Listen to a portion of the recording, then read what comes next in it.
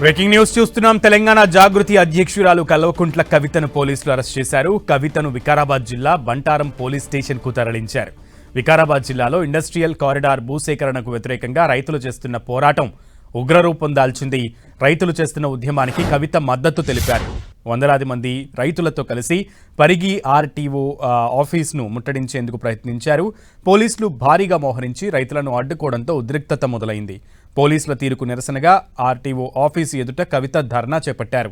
కవితను పోలీసులు అదుపులోకి తీసుకునే సమయంలో రైతులు కార్యకర్తలు అడ్డుకున్నారు.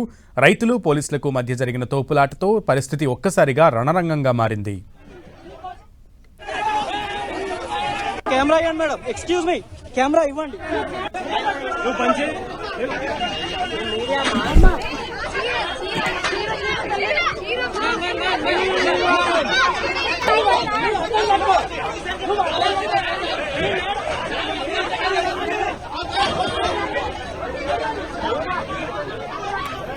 తెలంగాణ జాగృతి అధ్యక్షురాలు కల్వకుంట్ల కవితను పోలీసులు అరెస్ట్ చేశారు. కవితను వికారాబాద్ జిల్లా బంటారం పోలీస్ స్టేషన్ కు తరలించారు.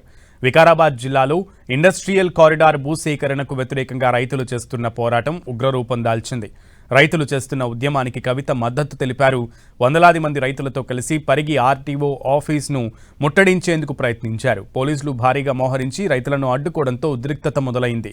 పోలీసుల తీరుకు నిరసనగా ఆర్టీఓ ఆఫీసు ఎదుట కవిత ధర్నా చేపట్టారు. కవితను పోలీసులు అదుపులోకి తీసుకునే సమయంలో రైతులు కార్యకర్తలు అడ్డుకున్నారు. రైతులు పోలీసులకు మధ్య జరిగిన తోపులాటలో పరిస్థితి ఒక్కసారిగా రణరంగంగా మారింది.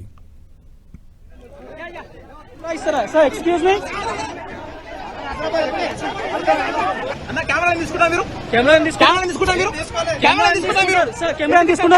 కెమెరా తీసుకున్నారు సార్.